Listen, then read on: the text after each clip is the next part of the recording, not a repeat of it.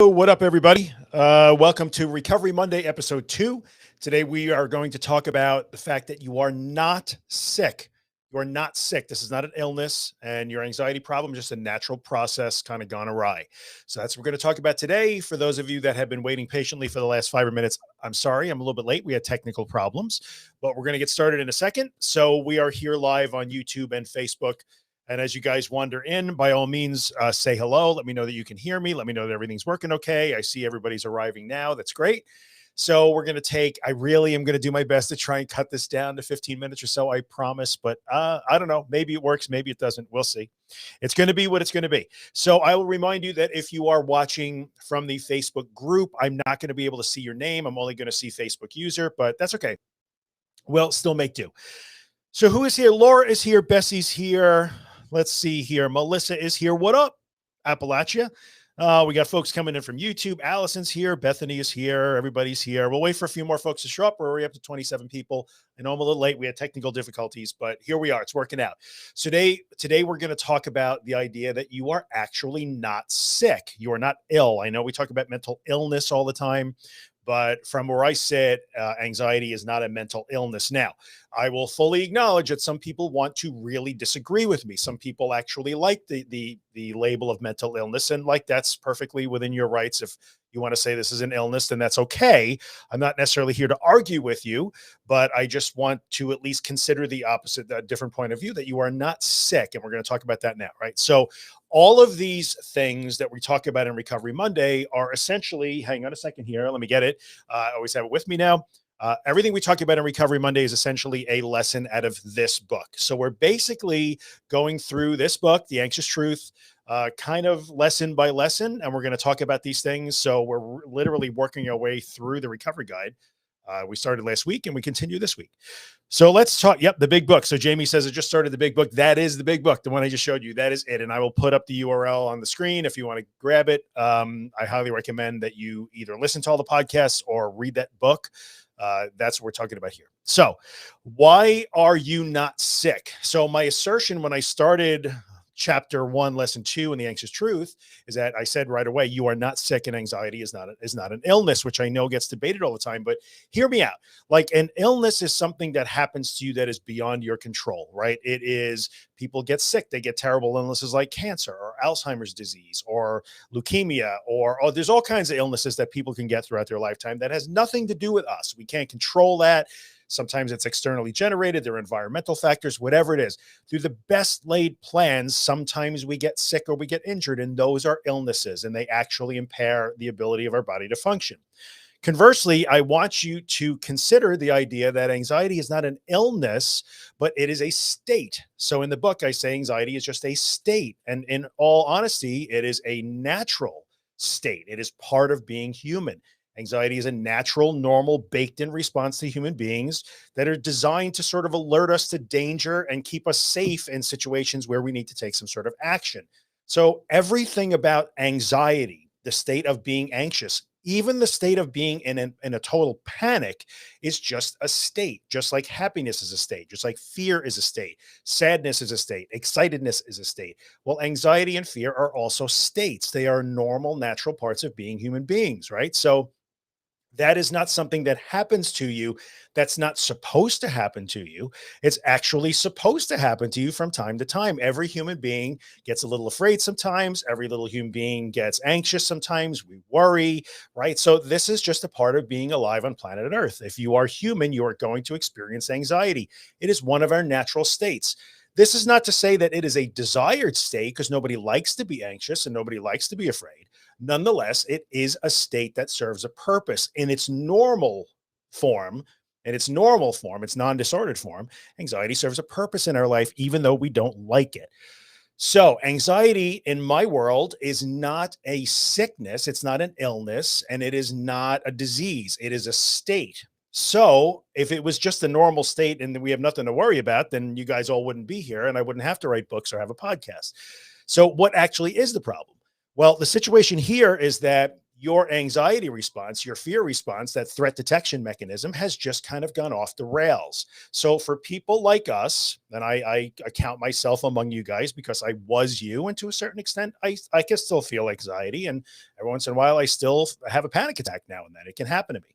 So for people like us, what winds up happening is we get conditioned to fear that state, right? So we get conditioned to fear the normal and natural predictable responses that our bodies throw at us in response to what is either a stressor or a perceived danger or a threat in the environment around us. So when we perceive a threat, our bodies respond, our minds respond, they generate scary thoughts, they generate anxious thoughts, our body generates anxious sensations, part of the fight or flight response, right? We're all familiar with all of those things. Those are the symptoms and the thoughts that come with that. And what winds up happening is over time, we get conditioned to, since there is actually no real threat most of the time, we get conditioned to treat the anxiety itself as a threat. So we become afraid of being afraid. So we become afraid of our thoughts, our sticky thoughts, our intrusive, scary thoughts. We become afraid of them. They become threats to us. The things our bodies do in response to being in a normal, anxious state become threats to us. And so what winds up happening is maybe feeling a little bit anxious, but you can't tell why, which is many times how most of these things start, especially if you're dealing with panic disorder or agoraphobia. It probably all started with one day I had a panic attack and I don't know why. It came out of the blue. Right. Or one day I just started feeling all these anxious things and I didn't know why. And we try to figure out why it's happening, or we try to figure out why we're having these scary thoughts, or these thoughts that really disturb us or represent who we really aren't are. They seem terrible to us. We start to try to figure them out. We can't figure them out. We don't know why all this is happening to us. And so the anxiety itself becomes the threat. Right. So essentially, when I say in the title of this, the initial title of this video is that this is in fact, I believe in the book, lesson 1.2 is a natural process gone awry, right? So it is exactly that. In this situation, the natural process of scanning for threats, finding threats, and responding with anxiety or fear or worry or concern goes off the rails. So it itself becomes the threat, and then it starts to run away from us because we can't stop it when that happens. And then it kind of snowballs and gets worse and worse and worse. So you get to the point where you decide that your thoughts are the worst thing in the world. Your heartbeat is the worst thing in the world. Your nausea is the worst thing in the world. I don't have to go through all of them. If you're watching, I'm sure you could come up with something that is bothering you that you would call the worst thing in the world, right? And I understand that. I really do. So that is why I say you are not sick. The problem here is that that process sort of went off the rails and you get caught up in that cycle of fear and scanning and fear and scanning and detection and scanning and response and avoiding and running and trying to stop it all from happening. And then you can't. And it seems like it's like a monster coming to get you. So the reason why so many people will say that they are mentally ill or call it an illness, I can understand that. Because if you're trying all kinds of things to stop it from happening and none of them work with any consistency, it would look a whole lot like you're trying to cure some sort of disease and you can't. So this is why I would say it's not an illness, it's a state. It's just a natural process that has gone off the rails.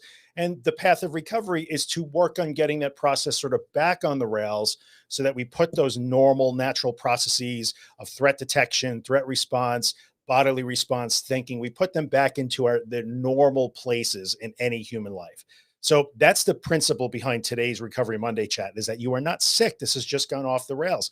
So no matter how many times you want to tell me or anybody that will listen that you have to overcome short of breath, or you have to overcome dizzy, or how do I overcome nausea, or how do I overcome the scary thoughts and it feels so real, it still can be boiled down to this anxious response gone off the rails. Still, just because you haven't been able to solve it does not make it an illness, right? So that's what this is all about. So that's good. 10 minutes of a little bit of lecture, and then let's take it. Let's take our comments. I'm going to put the chat overlay up on the screen so you guys could start to see what I'm seeing. I forgot to silence stuff, so you guys might hear some phone binging going on here and there. So let's see who we have.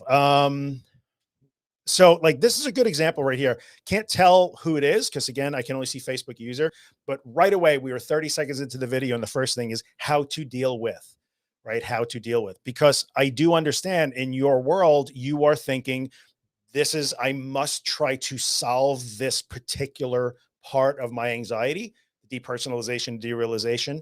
And that's sort of treating it as if we have to try and make that go away, as if I had a cold, I would try to make that go away. Or if I had some sort of illness, I would try to make that go away. I would treat the symptoms of that illness. That's part of what keeps the cycle going. But we were less than a minute into the video when somebody needed to ask, how do I deal with a particular symptom? Right. So that's part of the problem. The answer to that is you don't have to learn a special way to deal with this. And in a podcast episode, I might do this week. I haven't quite decided which episode I'm going to record this week. I'm going to do one called, Are You Following Principles or Are You Looking for Instructions? And that will speak to some of that. Right. So let's see what is going on here. Everybody's saying hello. I appreciate that. Here we go. I get fed up with people saying anxiety is a mental illness. Now, look, I do get it. This sometimes could be a really hotly debated thing. I have told people that I don't think that they are mentally ill, and I've had some people get really angry with me. And I will never argue. I will present my case just like I did just now. And sometimes people don't like that. And I've heard some people either say that they really feel like they need that label because it helps people understand why they can't do certain things. And I respect that. That's fine. I've also heard some people say that the term mental illness is applicable so that it keeps it in the consciousness of the mental health community and people don't forget us anxiety people. They need to know that we need attention too. And that, you know what, I can even understand that argument too. So that's totally fine. So let's see what this one is really quickly. I'd be more worried if I didn't feel fear. Right. You're a human. This is an excellent, excellent comment. Whoever said this, I'm sorry, I can't see your name. But if you didn't feel fear and you didn't have negative feelings, if you did not feel worry, if you did not feel upset, if you didn't feel fear, sometimes something would be wrong, right? That's part of being human. Like that's part of being alive. We all have to have those feelings once in a long while. We can't help it. Once in a while, not a long while. I have referred to it as mental illness in all honesty, but not as much as I previously did. Well, it happens. Bessie makes a really good point here. You become hyper aware. That also makes it feel like something is really wrong. Like you're constantly scanning for this response. You're constantly scanning for those feelings. It happens quite often. And that also leads you to believe like something is wrong with me. I'm sick. I'm ill. I have to fix this. I have to cure this. When in reality, what we have to do is unlearn some of those responses that have gone off the rails. Jenny's here from Australia. What up? California's here. Rumination, says Melissa. Okay, this is fair. Like we like to label things. It's more convenient. And I get that. And look, from a practical standpoint, in certain instances, there's a reason why we do have labels for some of these things, for diagnostic reasons, for statistical reasons, for research reasons, for insurance reasons. You know, we do label some of these things. So it is true that if you went into a qualified clinician and asked for a diagnosis and was assessed, you might be diagnosed with panic disorder. You might be diagnosed with panic disorder with agoraphobia. You might be classified with some subtype of OCD. We do need labels to a certain extent. I do get that. It's sort of, we need those labels to sort of organize things in certain instances. But sometimes you have to be careful that the label doesn't mean just because you have been diagnosed. Let's touch on that for a second. Where are we? 13 minutes. So let's touch on that for a second. Just because you have been diagnosed by a qualified clinician who has given you a diagnosis, you have social anxiety, you have OCD, you have health anxiety, whatever it is, you have an official diagnosis, that still doesn't mean that it is an illness, right? So, and I think most clinicians would say that. That is the way we are going to classify your particular problem. And this way we can actually come up with ways to treat it and understand the best ways to treat that and approach it. But it still doesn't make it a diagnosis, does not officially claim, confirm that you have some sort of illness. And yes, I have people who argue with me when I say that anxiety is not a mental illness. I get that. I mean, to be honest with you, I think my point of view is a little bit in the minority. If you ask the people around me who you see me collaborate with and work with a lot of times, they would probably agree with me to a great degree. But if you go outside of these circles into just sort of general mental health, general self-help on the internet, a lot of times you will get people who will argue with you hard over that. I knew this was going to come up, so I will put it up on the screen. I agree, but why do some docs say it's a chemical imbalance in the brain? Look, I'm not a doctor. I'm never going to be a doctor. I have no plans to be a doctor. There's just certain things I don't have enough time to accomplish. That's one of them, right?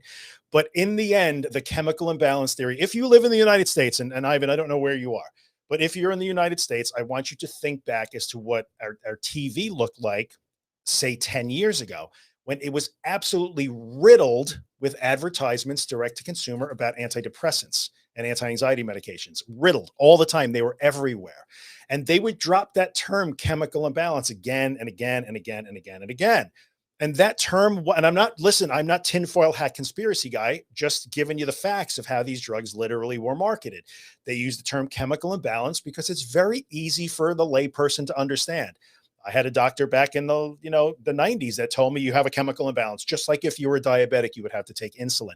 So that was a really great marketing term. But even in the day when they were using those terms, if you read the monographs and you read the drug inserts, you would see that even the pharmaceutical companies would have to tell you that this was a suspected mechanism of action, and they didn't truly know that there was a chemical imbalance or even what that would mean. So chemical imbalance is a thing that became a really easy way to explain to people why they needed these meds. And I get some of that. I really do. But just because that was the marketing lingo doesn't make it necessarily true. And if you noticed, you have not heard that anymore. So drug companies like GSK don't say chemical imbalance anymore. And there's a reason for that. So again, I understand that a lot of, especially psychiatrists, and I know sometimes they're going to get heat for this. They're just some dude on the internet without a medical degree arguing with doctors. I'm not arguing with them. I'm not saying that medications don't help some people. I took them for a while. However, I think it's a little bit tough to just tell a patient that, like, well, you have a chemical imbalance and we have a drug that treats that imbalance, when really we don't necessarily know that, nor do we know exactly how the drug is working. And I just have a problem with maybe less than informed consent. So that's my take on the chemical imbalance theory. And you'll see that they don't really say it anymore. There's a reason why you do not hear any new marketing material that will say chemical imbalance. All right, so let's see. We'll keep going. 16 minutes, June. All right. I'm forever trying to work out why I'm feeling the way I'm feeling, always looking for answers. That is a big part of this, right? So we're going to get, as we go through Recovery Monday and we go through this book, we're going to talk about that. But that is part of the problem. I'm trying to figure it out. I'm trying to figure it out. I must figure it out. And then I can't. And then it's a problem, right? So I get it. Thank you very much. This is a very nice comment. It has helped me tremendously since reading it. Thank you. Appreciate it. And I'm glad that it has been helpful to you. So let's see. Well, let's see. Most doctors don't understand the mechanics of anxiety. This is a tough one because, again, we don't really want to throw stones at doctors. They're here to help. I believe that most, if not all of them, really genuinely do want to help, but they're just not trained in certain things. Like, not every doctor can be trained in every disorder. Not every therapist is trained in every disorder. So, I understand that sometimes the experience with the doctors is less than great, but a lot of times it is because maybe they don't understand, or they haven't been trained, or they just haven't had enough experience in it. That happens. It happens. But I do believe they're all trying to help. I really do.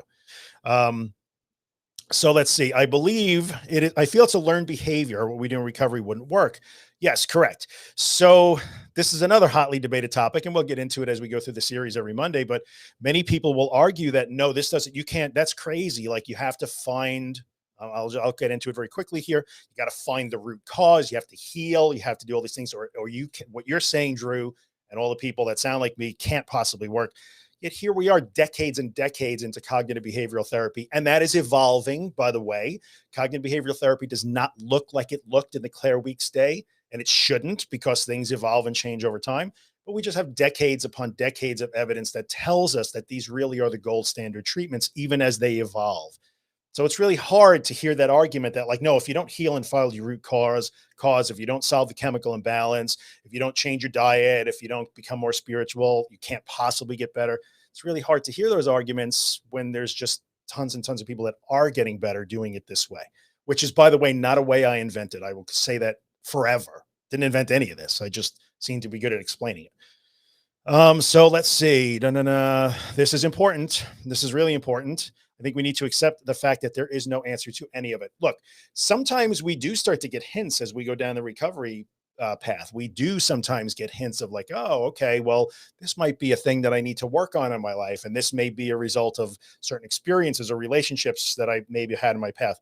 Those things are real. Like, human beings do carry baggage and issues that come along with our experiences. So you can't totally discount this stuff. But if you're in a situation where you think that you are afraid of your own body and mind, you're afraid of your own thoughts, you're afraid of your own bodily sensations, then trying to find the cause of that does become really, really, really frustrating because the anxiety is the cause of the anxiety. But that again does not make you say that doesn't make it say you're sick. Melissa says, is this live now? It is right now, October 11th, 2021 at 2:27 p.m. in New York. So it is live right now. Yes. If you're watching after this, not live. Um, I don't know about this question. I always am so reluctant. Look, Jamie, what I'm going to tell you is sedatives is not something I have a lot of experience with. I refuse to take them. That was just me. I'm not saying I was right or wrong, but I would refuse to take those things. I would take them. I'd get a bottle of Xanax from my doctor, and I would take little tiny a quarter of it. Like I'm not a little guy, and he would be like, "You got to be kidding me! I have women that are half your size that take 8 milligrams of this every day." So I kind of refuse to go down that road. I can't really speak to that. I can only speak to the fact that they are addictive. That's not even a question. In fact, a lot of doctors, what I'm seeing, a lot of trends people talking about now is that their doctors are trying to get them off them or even refusing to prescribe them at this point. I think there's a little bit of a backlash because of the opioid crisis, and these things are not necessarily opioids, but some of that, the opioid crisis here in the US or in the Western world has really kind of caused a bit of a backlash against the use of the anxiolytics like Xanax or Ativan. So a lot of doctors are already really reluctant to give them out. But I can tell you that sometimes if you're in such bad shape that you just have to get a rest here and there, I could totally see why they can be useful. I really can. But if you're using them to take away the anxiety symptoms, then some people would argue, I'm just giving you both sides here, might argue, well, if you take away the symptoms, then what is your exposure? What are you working on? So it can go either way. It can go either way. But I do absolutely understand that for some people, they feel like, no, I need a break. I understand that. I really do. And I respect anybody's decision to do that, by the way. Let's see. Which of your books should I start off with? Start with this one. If you don't know where to go in recovery, then you start with this book. This is the book to start with. 7% Slower is, I'm told, a great book. And thank you for such great feedback on that. That is a great addition to The Anxious Truth. And An Anxiety Story is just my story. So that one is not really required at all, unless you just want to know more about this crazy person on camera that keeps talking to you. But yes, start with The Anxious Truth. That is the one. It's a big book though. It's not a fast read. It's a workbook essentially. So you got to be prepared to kind of go down that road. So let's see. You're welcome, Melissa. Let's see. Labels are an efficient way of communicating. That's true, says Bethany. No, no, no. Is in a chemical imbalance. No, no, no, no, no. Let's see here. I'm going to go through, see if I can get through these. Memory, when you're having a perfectly fine time at the supermarket, then you remember this is where you often have anxiety. Okay, that's reasonable. And we're going to wrap it up in a couple of minutes because I don't want to go too long with this. Too late, already at 22 minutes. You guys should just call me out. Every time I say they're going to be short, just call me out on that. I'm clearly lying. So anyway, when you're having a perfectly fine time at the supermarket, then you remember this is where you often have anxiety. That's so true. A lot of people will tell stories about, hey, I was doing really great. And then all of a sudden your brain kicks in with like, wait a minute, this is not supposed to be great. You're supposed to be afraid here. And the memory of the fact that like, oh, this is scary. I'm not supposed to do that kicks in, but that's okay. That's part of the process. You're right through it, right? You're right through it. Let's see here. I see products advertised to calm anxiety. Oh boy. Yeah, we'll go over that one day. Actually, maybe I don't think that's next Monday. It's 2 Mondays from now. So in 2 Mondays, one of my favorite lessons from the book, which is called Adrift in a Sea of Bad Information. That's the one we're going to have fun with because we're going to talk about all of the anxiety cures that have been thrown at you through the years. We're going to talk about that. So that's in 2 Mondays from now. We'll talk about that.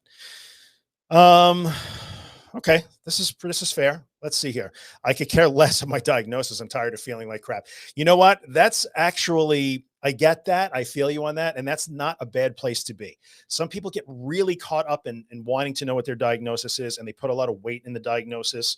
But sometimes you just get to the point where like, I don't care, call it whatever you want. That's where I would have been. Like, call this whatever you want. I don't care what you call it. Call it anything you want. I just want to feel better. I get that. I'm going to put this up on the screen because this is important. It's just a state of mind. That is not, now anxiety is a state, but once we change the attitude to our anxiety and understand the mechanics of it, our mindset changes. I need to address that. You cannot just decide that I understand what anxiety is and change your mindset. Now I understand where you're going with that. So I'm not calling you out for being wrong, We have to be super careful about this because the internet is full of mindset approaches to anxiety and anxiety disorders, and they will not work. So if you want to change your mindset toward anxiety, you must lead with the behavior. So the first thing we do is begin to behave differently. We act differently. The mindset follows that. It's really important to tell people dealing with this type of thing that they have to behave first to change the mindset, because we simply can't decide, well, now I understand what it is, so I'm going to change my mindset toward it. You can, I understand what you're saying, though. I'm not saying you're wrong. And I just wanted to clarify it more than anything else. When you change your mindset, the mindset says, okay, the new mindset is now I'm going to act differently than I used to. And then your mindset changes based on the change in behavior. That's really important. Anyway, again, I didn't mean to call you out on that one, Zorka. I'm not saying that you're wrong, but just wanted to make sure we clarify that. Let's see here. Okay, 2 more minutes and then we'll end up. How do I not believe my brain when it's screaming you're dying? The way, and we go through this as we go through the lessons every Monday, right? But this is the way. You can't believe that. You have no way to just decide to not believe it until you act differently toward that. So instead of doing whatever it is you think you're doing that's saving you from that horrible fate, then you start to not do those things and you still wind up not dying or going crazy. That's how experiential learning is the way that you change it. You can't just decide to change, right? That can't happen. Let's see here. No, no, no, no, no. Feeling so much better. No, no, no. I got to try to scroll through to get to the end here. Help me see it as rather than mental health. Very good. This is good. I like how you guys are looking at this. Focus, frustration, fixing mode, fear, fighting. Correct. All true. I'm going to try to scroll through here so we can kind of, I'm an upstate New York. This is very real. Glad to be here again. Red Dog. I love the name. Hey, Maria. Good to see you again. Always nice to see you pop in. Yes, the only way to get better is to go through it, like to the point where I have absolutely, that might be another tattoo down the road. Like I literally have stupid shirts now, like in an Etsy store. I don't advertise them, but that's so important to me. They actually say the only way out is through in Latin. So like if you go to theanxioustruth.com/links, you'll see a link to that if you want to check them out. It's a silly thing. I did it more because that is such a near and dear concept to me, to my heart, that the only way to get better is to go through it. It's super important. This is interesting.